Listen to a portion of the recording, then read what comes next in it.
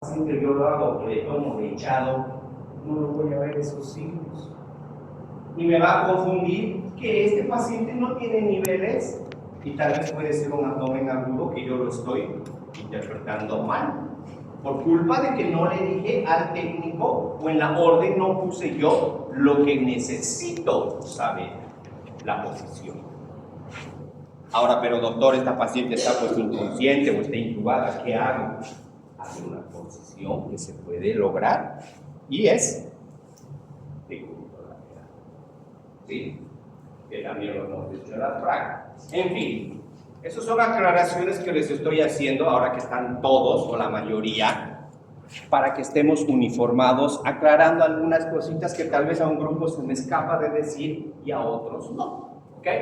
Bien. ¿Qué más podemos ver, doctor? ¿Qué le llama la atención ahora en esta placa?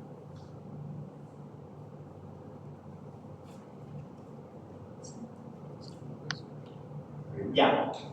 Diremos intestino.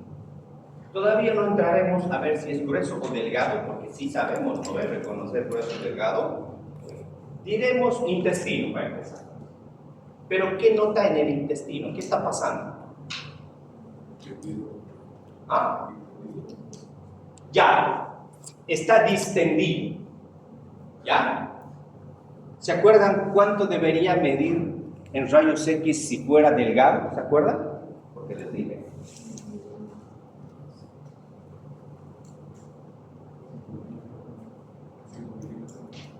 ¿Milímetros? Ah, no. Puta, de una hormiga, ¿eh? Centímetros. Así sería, para acordarnos. De 2 a 3 centímetros del delgado. Y el grueso, 5. Pero aquí ya ninguno de ellos respeta. Yo si quisiera medir esto, estará pues unos 15 a 20. ¿No es cierto? Muy bien. Pero al menos ya se han dado cuenta que si fuera grueso o delgado, cualquiera fuera, está demasiado distendido. ¿No ven? O sea, ya han hecho al ver esta placa, ya no tienen que pensar pues, que es normal o está normal. Ya no está grosero, ya tienen que decir, no, aquí está pasando algo, no es normal. Que ya fuera la causa lo que va a venir después, no importa, pero no pueden decir a esto, ah, no, doctor, yo veo que esta radiografía está normal y es tremenda. Todavía calladito, no, adelante, porque ahora vas a participar solo. Última vez. Nada más porque quiero que te aplaces. Ya, estábamos en que este intestino, al ser así ya tan grosero, tenemos que entender que ya algo ahí no anda bien.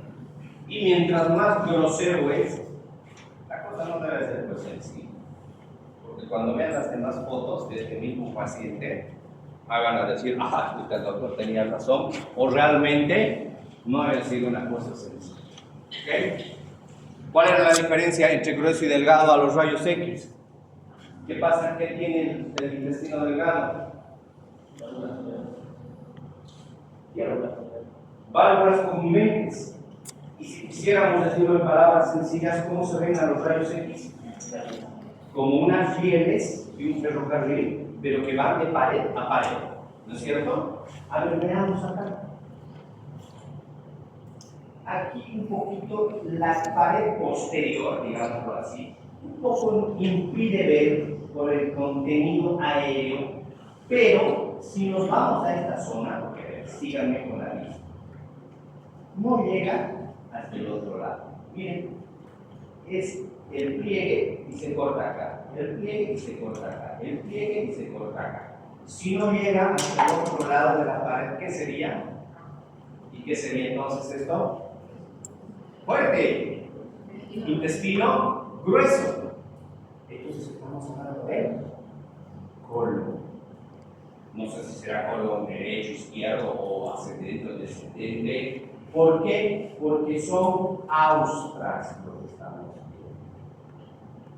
En conclusión, cuando quieran ver una radiografía de abdomen, busquen lo que acabamos de describir. No se confíen en lo que hemos tenido el mismo error en la práctica, de confundirse, porque el libro dice 5 centímetros a colon, pero había sido que el intestino delgado se ha estirado tanto que parece del tamaño del colon. Falso.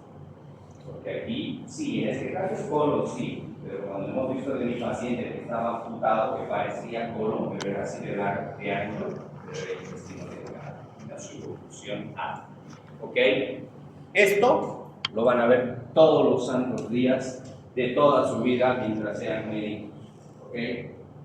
Van a tener un dolor abdominal, una distensión abdominal, ya les he dicho. Si piensan que la causa de esa distensión es, o al menos timpanismo, es posiblemente intestino, ¿qué van a pedir? Rayos X. No me vayan y pidan ecografía, porque en la ecografía no van a encontrar mucha riqueza como en una radiografía. Peor si aquí aparecen niveles hidroaéreos, el cirujano les va a decir: gracias, hijito, porque me has dado un paciente con sospecha de peritonitis y ahora voy a operar y me has hecho ganar unos pesos, porque tal vez es un apendicitis.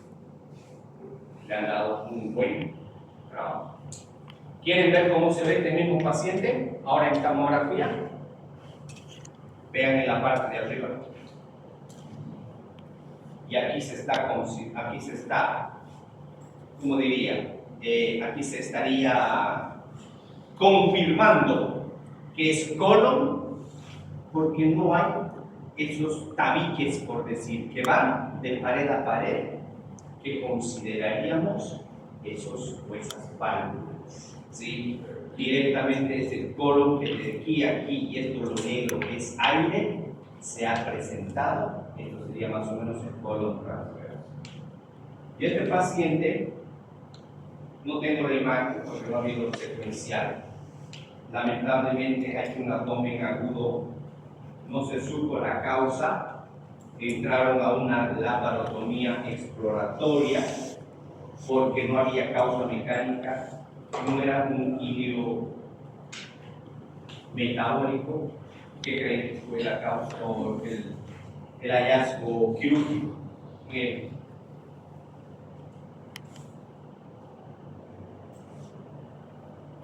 Megacolon 2.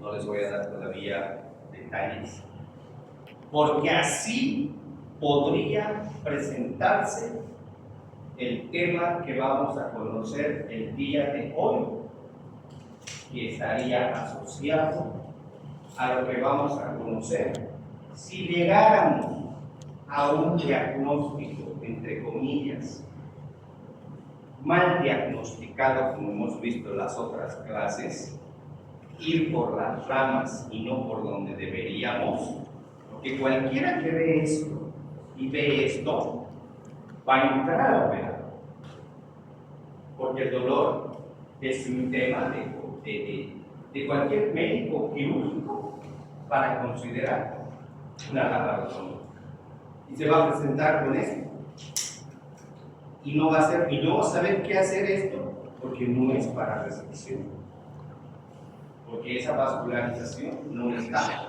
estrangulada, no hay polvo porque no hay entorcelamiento. O sea, ¿qué va a hacer el cirujano? Lo va a volver a meter y lo va a tener que cerrar otra vez,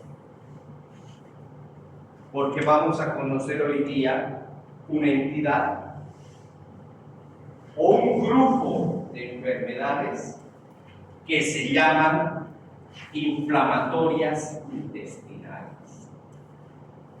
Muchos ya sé que lo han escuchado, pero de forma aislada. Hoy vamos a conocer las dos más representativas, por decirlo así. Las dos que todos los libros, cuando los lean, siempre van a encontrar de forma didáctica en su forma comparativa. A comparado a la B. La A tiene esto y la B tiene este otro.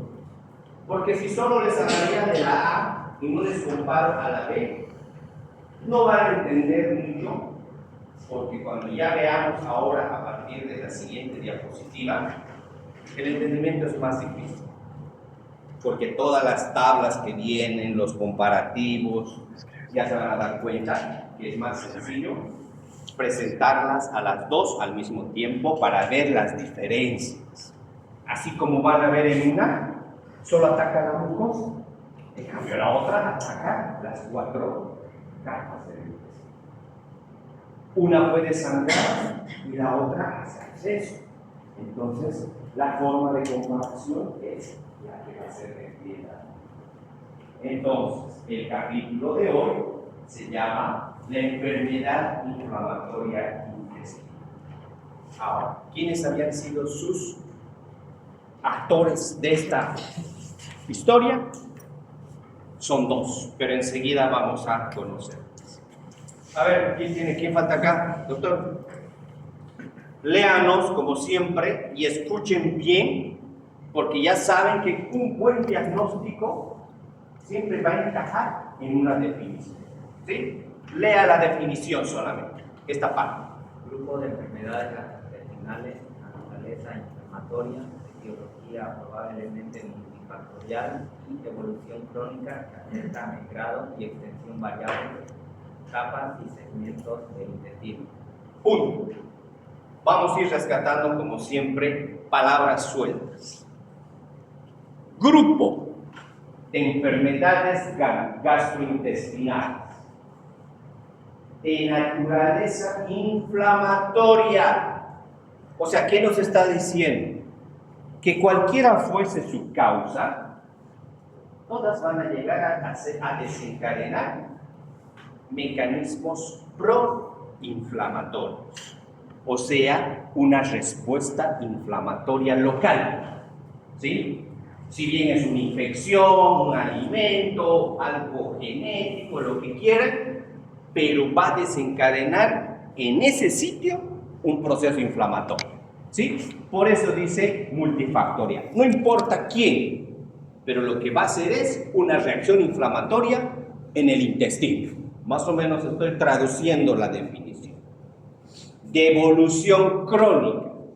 O sea que no es que hoy se me inflama y mañana ya tengo la enfermedad. No. Porque progresivamente estas células, esta mucosa, este intestino, ya sea delgado o grueso, como lo vamos a ver después, va creando cierto tipo de sensibilización. ¿Qué más dice? Que afecta en grado y extensión variables capas. Algunas solo afectan mucosa exclusivamente. Van a respetar solo mucosa. Pero la otra, las 4 capas. Una de ellas solo va a agarrar el colon, la parte distal. Pero la otra puede agarrar desde la boca hasta el ano. ¿Sí? Entonces, si quiero decir como definición, las palabras claves es una reacción inflamatoria que bien puede agarrar solo mucosa o las 4 capas y que puede ser en cualquier segmento del intestino dependiendo del tipo de enfermedad que ya las vamos a conocer. Pero tiene características, ¿sí? ¿Por qué? Y algo tiene que ver aquí también un poquito, como vamos a ver después, la epidemiología. Pero no dónde se distribuye, no, sino grupos etarios. Porque esta enfermedad, como las vamos a conocer después, tiene periodos de exacerbación y de remisión. Eso es una característica bien importante. Porque también puede que esté dentro de las preguntas del grupo etario. Muchos colegas han pensado que pasando un primer grupo etario, pasaron un par de años, creyeron que la enfermedad se ha resuelto, pero no.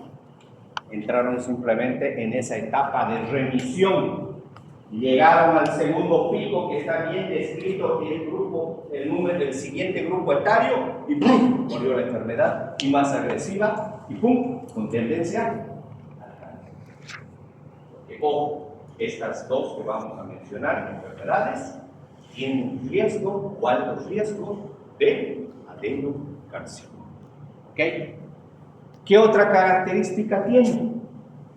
Y no solamente tiene manifestaciones locales intestinales, sino también extraintestinales. O sea, que el paciente a veces, aparte de que tiene manifestaciones digestivas, aparecen otras que son fuera del sistema digestivo. ¿Sí? Entonces, vean bien estas dos características asociadas a la definición. Sigamos. Ahí están las dos más importantes. Y aquí al medio está la nueva. ¿Se acuerdan que hemos hablado en la anterior clase de esa famosa guía, el consenso de Roma 4? ¿Sí? De la misma forma, aquí hay la guía de Montreal, que tal vez no es estos consensos no son tan frecuentemente lo que se van asociando o reuniendo, pero también son un grupo de expertos que se van juntando para poder ver cierto tipo de, a veces, ajustes en definiciones, tratamientos, porque también esta enfermedad es dentro del tiempo, dentro de lo que ha sido su manejo, sigue siendo tema de investigación, ¿sí? Por el mismo hecho de que no hay un tratamiento definitivo. Ojo. Está dentro de esas pinches enfermedades raras, no es descarte por si acaso su diagnóstico, pero sí es muy difícil su manejo, porque su comportamiento es tan ambiguo que se nos puede escapar y lo peor que les comentaba, terminar en un adenocarcinoma. Entonces, antiguamente se clasificaba en dos, ¿sí? En la famosa colitis ulcerosa, o algunos lo llaman la colitis ulcerativa, que es lo mismo, y la enfermedad de Crohn. Eso lo han debido escuchar ambas en todas las clases de anatomía patológica, ¿sí? Pero ya hace un par de años, ahora se está hablando de esta nueva, la colitis indeterminada. Yo no sé cómo los autores nos van complicando la vida.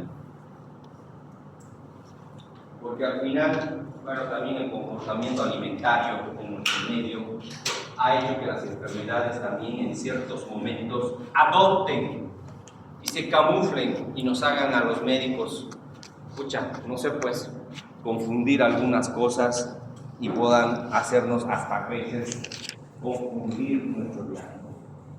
Pero conozcámoslo los tres como definidos. Antes de entrar a estas dos, estas son más antiguas que nosotros, ¿no? Porque ya desde el 1950 y pico ya se las ha mencionado. Pero esta es la que primero necesito que la conozcan, la indeterminada, porque hasta ahora siguen investigando. Pero cuando dice indeterminada, ya ustedes mismos lo están sobreentendiendo, ¿no? Que al decir indeterminada es como el tibio, que no sé si va a ser más tirado al Crohn o va a ser más tirado a la colitis. Es decir, que no se sabe cuál va a ser. El que tira para ambos lados, ¿no? Por eso dice así, término usado cuando la distinción definitiva entre colitis ulcerativa o la enfermedad de Crohn y otras posibles causas de colitis no se puede hacer después de haber evaluado la historia ni apariencia endoscópica, histopatológica de múltiples biopsias y radiología apropiada. O sea, significa que a este paciente tenía cara de colitis ulcerativa, tenía síntomas de Crohn, le han hecho la biopsia parecía que era Crohn con colitis, o sea, al final tenían cara de ambos, ¿sí? No supo definirse al final si es A o es B, pero al final se tuvo que haber dejado como colitis indeterminada. ¿Por qué? Porque tenía de ambos la lesión y características de los dos. Pero doctor, ¿y no era lo mismo manejarlo con los síntomas? No, porque como van a ver después y lo vamos a ir comparando, no respeta pues ninguna de las dos definiciones que hoy vamos a irlas viendo. ¿Sí? Conozcamos primero la colitis. Yo creo que ya en el mismo título de o el diagnóstico se van a ir dando cuenta de las características. ¿Qué tienen por colitis? Para que no se olviden ya cómo va el examen. O sea, ya entendamos que primero, al decir colon, como dice el compañero, entonces ya está diciendo que esta es la variedad que solo va a atacar lo que les dije al principio, la parte distal del intestino o del tracto gastrointestinal. ¿Se acuerdan cuando les decía, hay una variedad que te ataca de la boca al ano? Entonces no sería por la colitis, porque ya decir colitis ya nos está depurando que no va a ser esta la otra la que va a atacar desde la boca, porque al decir colitis ya solo se está limitando al colon. Número 2, si me está diciendo ulcerativa, ¿qué está diciéndonos al decirnos ulcerativa? Porque está provocando en la mucosa úlceras. ¿Qué era la úlcera? Lo mismo que cuando hemos avanzado en la clase de enfermedad úlcero-péptica, que ha pasado la mucosa del estómago probablemente, ¿se acuerdan? Sí, y ha producido un sangrado. Entonces, si es una colitis ulcerativa y ha podido haber sangrado, habrá seguro un síntoma que manifieste que han sangrado o no. Y si es el intestino bajo, habrá proctorragia, habrá hematopesia, probablemente que sí. Entonces, cuando quieran acordarse qué es una colitis ulcerativa, solo vayan y busquen respuestas en la misma o en el mismo libro, para que no se pierdan. Y obviamente la enfermedad de Crohn, que es la siguiente que vamos a explicar, va a ser pues todo lo contrario de lo que hoy vamos a también aprender. Leamos ahora detenidamente las características. Colitis es un tipo de enfermedad inflamatoria intestinal caracterizada por una inflamación difusa, o sea, quiere decir que tiene toda una homogenización, o sea, quiere decir que está como cuando pintas la pared, todito, no hay un lugarcito que le falte, ¿no? Así bien homogéneo, porque si le falta un pedazo ya algo está pasando, no, tiene que ser así todito homogéneo, ¿sí?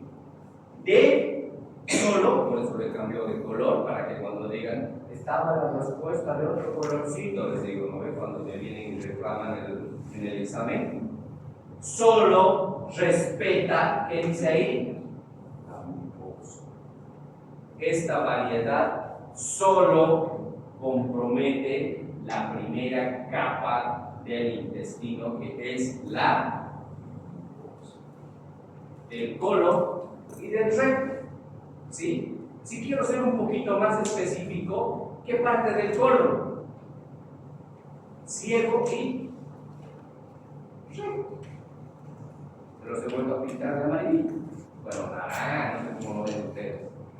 Por eso dice, se extiende proximalmente de forma simétrica, circunferencial y variable desde, bueno, aunque debería ser al revés, ¿no? Porque el ciego está más antes que el recto.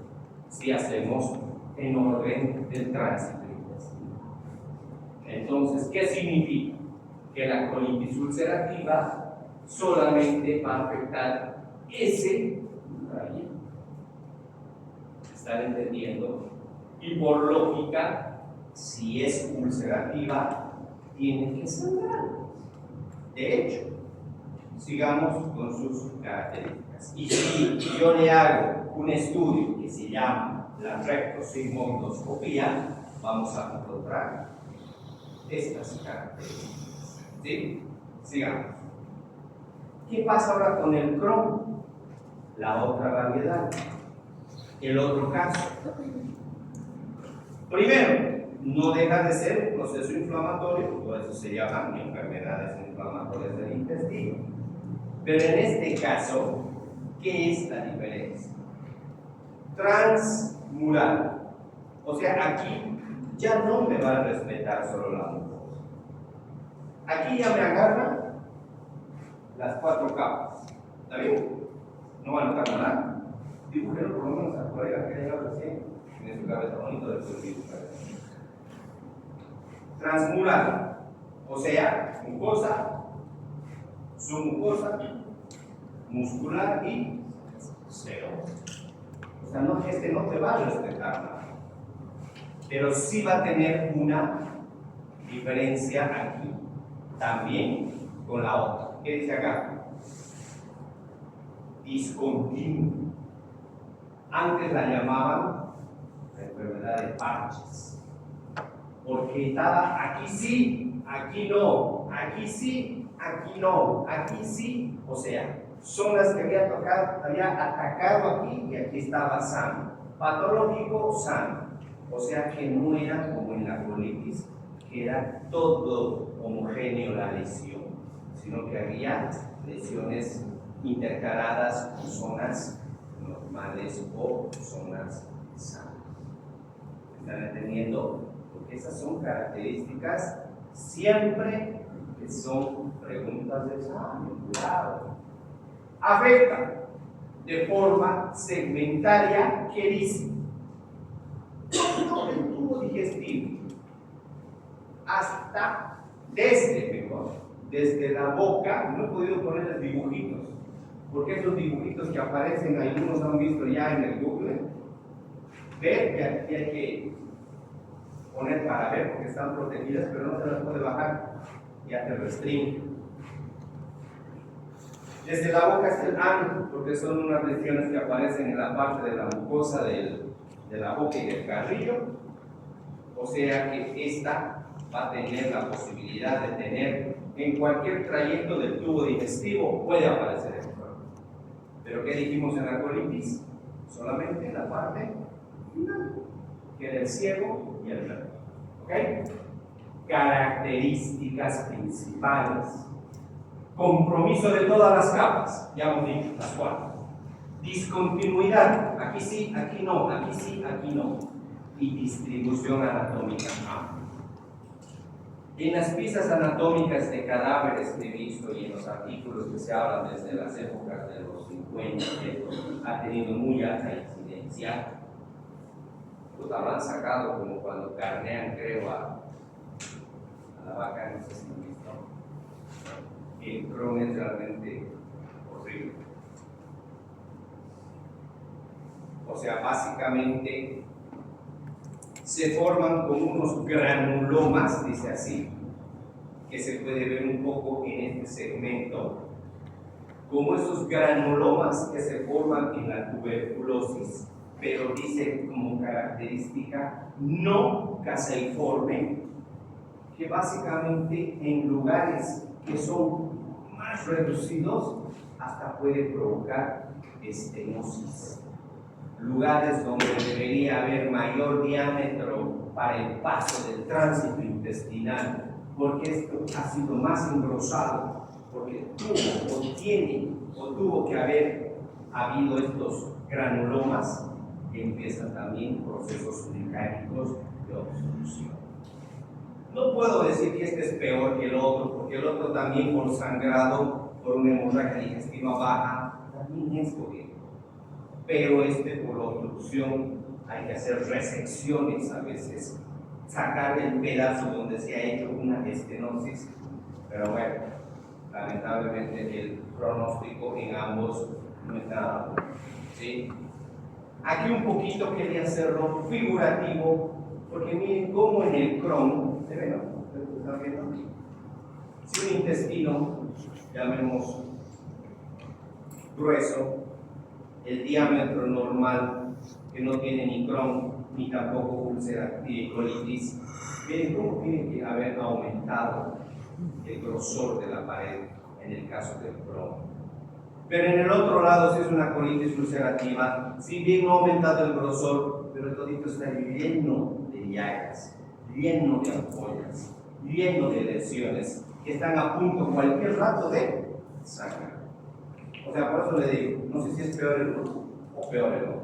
Porque incluso aquí, al ser tan grueso que incluso se los he mostrado esta misma foto, cuando hemos hablado en el caso del síndrome de absorción intestinal deficiente, había la fase intraluminal y había la fase mucosa. Justo mostraba esta foto de la mucosa, porque aquí ya no puede atravesar tremendo grosor las formas mínimas de la hidrólisis. ¿Por qué? Porque ya el epitelio de la mucosa, primero que está alterado y segundo, pues atravesar tremendo grosor, ya impide que este paciente tenga una absorción adecuada. ¿Sí? Aquí pueden leer de forma, bueno, cuando lo lean, más detallada las diferencias que ya se los he mencionado. ¿Ok? Doctor, ¿por qué el Crohn se engrosa? Por la presencia de esos granulomas que se forman no caseificantes. Justamente el proceso inflamatorio, lo que no está aquí, pero en la fisiopatología lo van a buscar y lo voy a mandar en el artículo porque es larga la fisiopatología. El proceso inflamatorio hace de que al bajar los macrófagos, al haber los factores de necrosis tumoral, ¿qué hace en las células? ¿Qué hace en el enterocito? Empiezan que se formen esos granulomas que te digo no caseificantes y se empiecen a formar como esos tuberculomas en el caso como de la tuberculosis. Y eso se queda y no se reabsorbe. Y ahí se forma este grosor. Sigamos. Esto era para que se den cuenta esta parte. Lo que les decía, y ha sido error en muchos de los colegas que han creído en un principio que esta enfermedad tenía cura a los 30 años. Grave error que ha sido en el mundo entero. Sino que ha tenido 2 picos de presentación y aquí ha habido ya la controversia que sí, lo hemos curado. Porque el primer pico de presentación de estas 2 enfermedades ha sido entre los 15 y los 30 años. A los 35 el joven, la persona, el paciente no tuvo ningún síntoma, han hecho endoscopías y todo ok. Solucionado. ¿Sí? Llegaron a los 50, volvió el problema. ¿Qué pasó? Se ha escrito recién en la literatura de que la enfermedad había sabido entrar en un periodo de remisión y por eso ahora se habla de 2 picos. Que el primer pico aparece entre los 15 y 30 años y el segundo pico entre los 50 y 70 años. O sea que a tu paciente, cuando haya superado el primer pico de los 30 años, le tienes que comentar y decir y recomendar que a los 50, porque hay un tratamiento que después les voy a mostrar, que ya se llama de mantenimiento, ¿sí? Que a los 70 o a los 50, perdón, tiene que pensar que va a exacerbarse la enfermedad y tiene el riesgo de volver, como cuando tenía los 15, todo el problema de nuevo, ¿no? Tiene que retroceder en el tiempo. Y eso no se olvide por si acaso. Sigamos. Etiología. Antígenos, microbianos, luminales y adyuvantes. Una respuesta inmune inadecuada, factores ambientales, susceptibilidad genética. Si vemos en el siguiente cuadro, miren, es un flujograma que si bien aquí hay muchas teorías como en todas estas enfermedades que les decía un tiempo atrás, que ninguna tiene un sustento todavía cerrado. ¿Por qué? Porque todas son multifactoriales. No hay una que ahorita les diga yo, mire, ¿saben qué? Aquí está el problema. pero todos hablan que dentro de lo que es el cromosoma 16, no sé si está acá todavía, en el cromosoma 16 se ha encontrado de que esta famosa CAR15, todos los que tienen predisposición genética pueden desencadenar esta enfermedad, ya sea para irse a una enfermedad de Crohn o ya sea para irse a una colitis ulcerativa. O sea, que si un paciente o un familiar que haya tenido una de otras enfermedades, pues aquí no sé, en Bolivia nunca hemos tenido, al menos mi persona no ha tenido la experiencia de haber tenido que haber solicitado una prueba genética, pero se ha descubierto que está en el cromosoma 16 de CAR15. Es decir, ¿sabe qué? Pídale el CAR15 en el cromosoma 16 para encontrar esto. No sé, al menos no he tenido yo la experiencia y haber dicho, uy, no, el paciente tiene el alto riesgo de que haga un Crohn o una colitis ulcerativa, sería ideal. No sé si en otros países habrá esa experiencia. Pero ¿cuál es el punto? Vamos a ir a la siguiente. De que cualquiera fuera el causante, la pérdida de la tolerancia y a una agresiva respuesta por la producción de citocinas proinflamatorias, las quimiosinas, ya sea las interleucinas, el que decía factor de necrosis tumoral alfa, todas esas lo que hacen es un daño muscular. Y lo que desencadena y va a perpetuar es una respuesta inflamatoria anómala.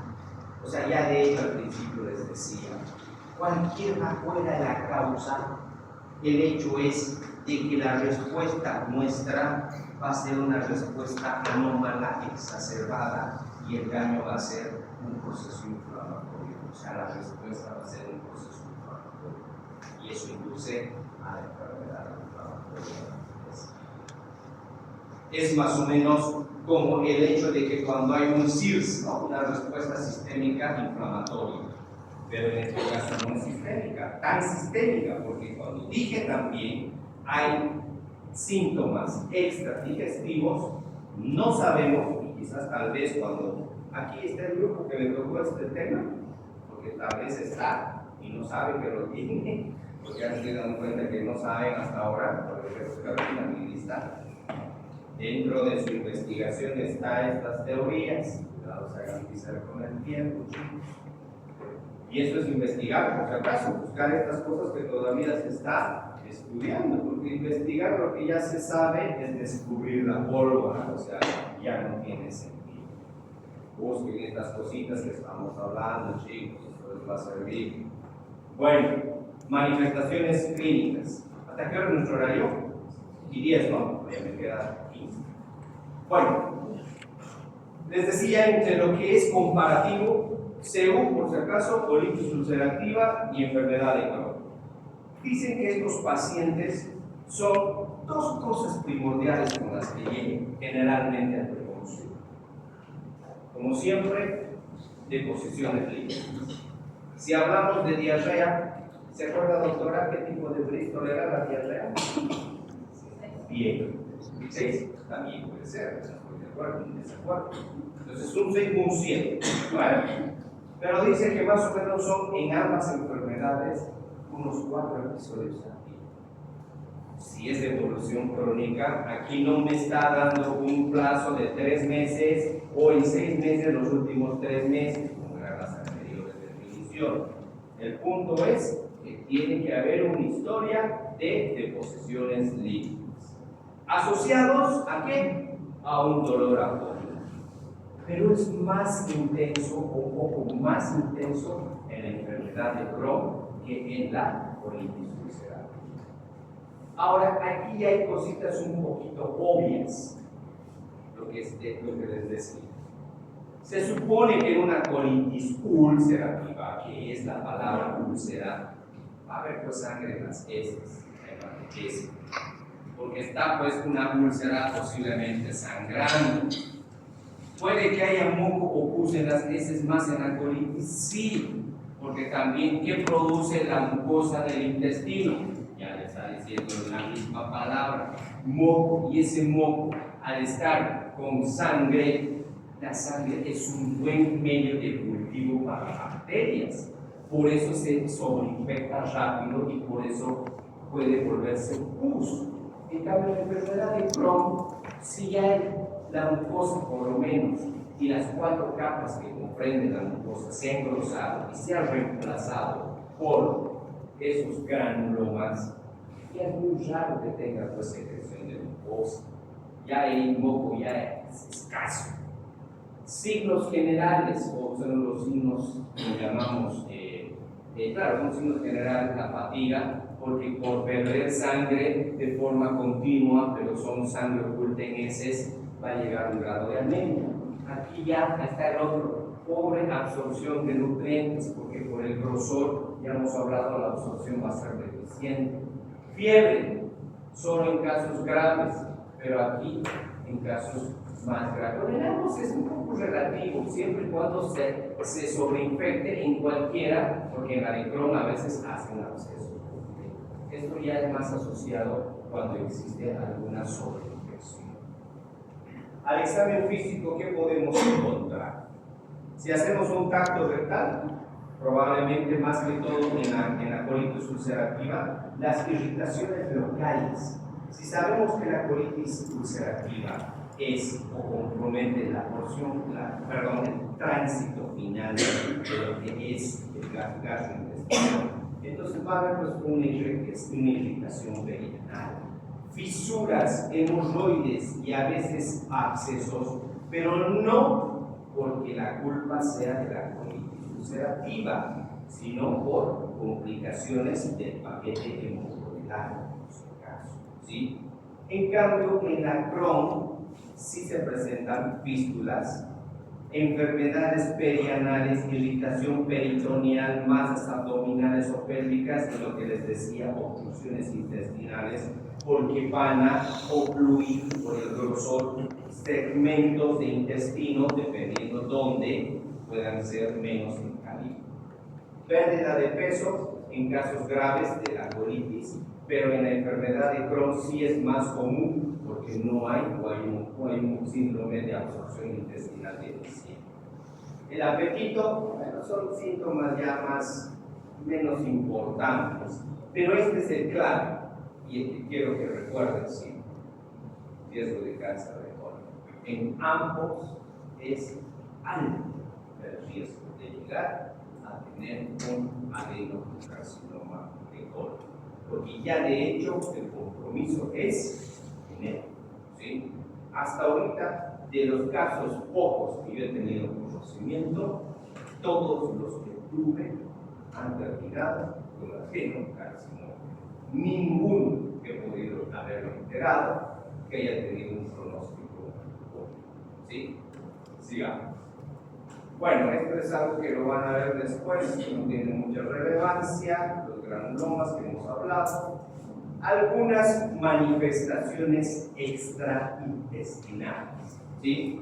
Que esto, bueno, esto ya es para otras especialidades. En el aparato locomotor, artralgias, artritis periféricas, sacroileitis, espondilitis anquilosante, o sea, todo lo que esté en compromiso con las articulaciones. A nivel de los huesos, osteopenia, ya sería una descalcificación con osteoporosis. A nivel ocular, como ven en el dibujo, una epiescleritis, escleritis y uveitis.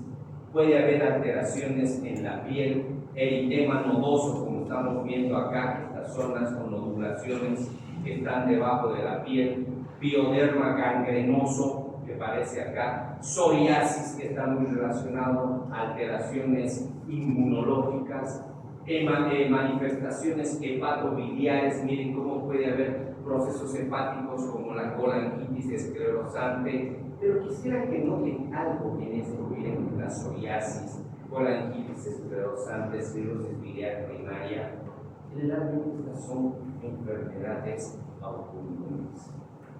Y si pensamos un poquito, haciendo un análisis, asociando a la enfermedad de Crohn, todo tiene que ver con un proceso inmunológico. O sea, todo tiene que ver con reacciones inflamatorias. O sea, que estos pacientes da a entender que tienen un sistema inmune desorganizado. Por eso que el tratamiento, justamente como vamos a ver enseguida, va a eso. Corticoides y demás, ahorita ya no me quiero adelantar, pero lo vamos a ir conociendo, digamos, no me adelantaré. Complicaciones. De hecho, si va a ser una colitis ulcerativa, una hemorragia digestiva baja.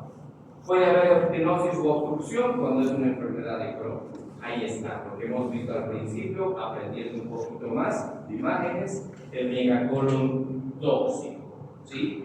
Abscesos, fístulas y patología perianal, en el caso de una colitis ulcerativa.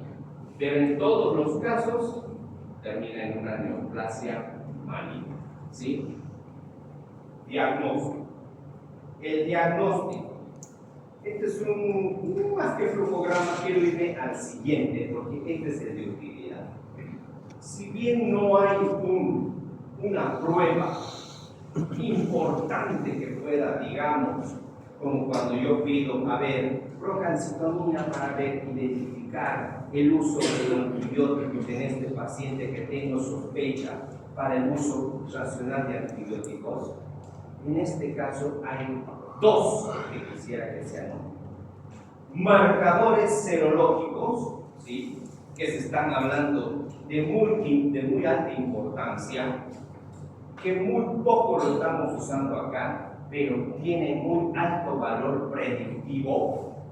Si yo quiero, digamos, o tengo la sospecha que este paciente tiene una colitis ulcerativa, pido anticuerpos anticitoplasma de los neutrófilos, los famosos ANCA.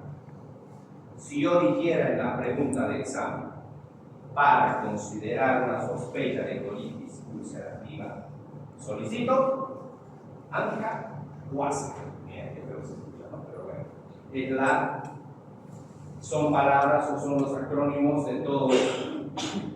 Pero si yo quiero pensar en una enfermedad de Crohn, pediría los anti-Saccharomyces cerevisiae, ¿sí?, los que se llaman los ASCA. Eso sería lo ideal pedir, pero muy poco hay en nuestro medio. ¿Qué voy a pedir? Y sí lo he pedido y sí lo usamos acá.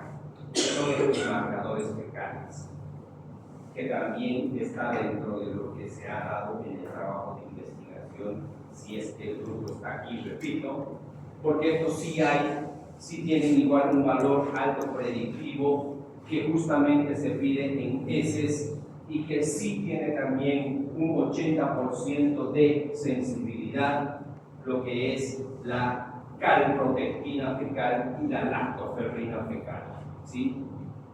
Yo, si tengo la sospecha de uno de estos dos cuadros, sea colitis o sea enfermedad de Crohn, pido esas dos pruebas, ¿sí? Y con eso tengo alta sospecha de las dos posibilidades. Entonces, por suerte, esta enfermedad, siendo una de las más infames porque termina en adenocarcinoma, si todavía no quiero hacer una biopsia, tengo la opción de marcadores biológicos en heces, porque también hay en sangre, cuidado, confundan, es en heces y los solicitos. ¿Ok? Muy bien, sigamos.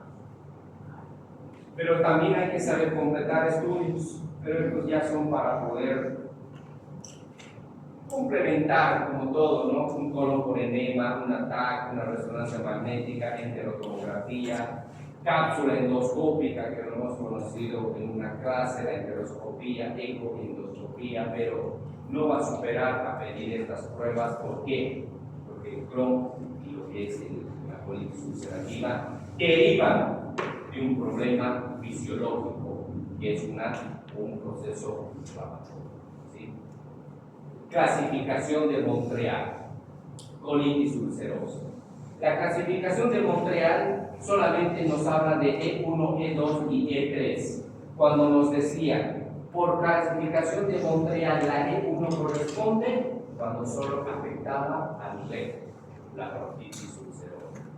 La E2, cuando agarraba todo el colon izquierdo y el recto. Y la E3, cuando era todo el colon. Desde el colon ascendente, transverso, el descendente y el recto. ¿Sí? Pero también existía la Montreal para la enfermedad de Crohn. Pero esta te hablaba un poquito más allá de la localización. Si ven allá, la L1 que empieza ¿dónde? En la región del ilio, la parte del escalón. Porque el ilio, al unirse al colon, ¿sí? Ahí era la L1. La L2 ya nos estaba hablando que había compromiso del colon. La L3, la región iliocolónica. La 4, cuando ya nos hablaba del tracto gastrointestinal superior, ¿sí? Entonces, esta clasificación ha servido ¿para qué? Para que también cuando estemos ante la sospecha de Crohn y hagan una colonoscopia, nos diga hasta dónde se encontraba esta presión. Solamente aquí, todo esto, o hasta la parte superior que era la L4. Pero también nos daba un valor predictivo a qué edad se presentaba esta enfermedad. ¿Se acuerdan que decía, cuidado, la edad también tiene sus picos? A1, cuando el paciente tenía menos de 16 años. Cuando el paciente era de 17 a 48 años, le daba la clasificación de A2. Y si el paciente tenía más de 40 años, le daba la clasificación de A3.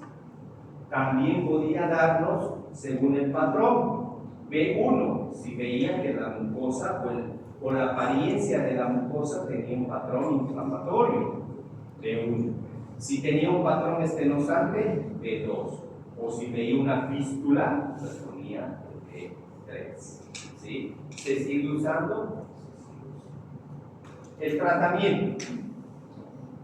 Vean simplemente el que todavía hay varios esquemas, ¿sí? No voy a mentirles porque depende de la experiencia del médico tratante. Pero el que mejor respuesta ha dado en estos últimos tiempos son los anticuerpos monoclonales. Costo-beneficio, lamentablemente de alto costo, un buen beneficio. El infliximab, ¿ok? Nunca se va a superar tampoco, aunque también el costo es barato, pero los efectos son múltiples, colaterales, los corticoides, como dice acá, ¿no? 30 a 40 miligramos día durante 6 a 8 semanas. Entonces, bueno, pues, hay efectos colaterales, a veces por el uso prolongado de corticoides, una diabetes, uso prolongado de corticoides, también empieza a haber otros problemas, síndrome de Cushing y demás, ¿no? Pero tienen que entender que en ambos casos, sea una enfermedad de Crohn o sea una enfermedad ulcerosa, ¿qué ocurre? Que hay un tratamiento para la inducción de la remisión cuando hemos salido de la etapa crítica y cuando queremos mantenerlo en esa misma etapa. ¿Sí? Ahora, bien, en el otro lado también de la colitis ulcerativa sigue el infliximab. Entonces, es lo que más se está utilizando hasta la fecha, pero bueno, los resultados no necesariamente son los esperados, pero en relación a los glucocorticoides, que era nuestra única esperanza hace un poco tiempo atrás, ahora está superado por estos anticuerpos comunes. ¿No? Bueno, chicos, ¿cuál?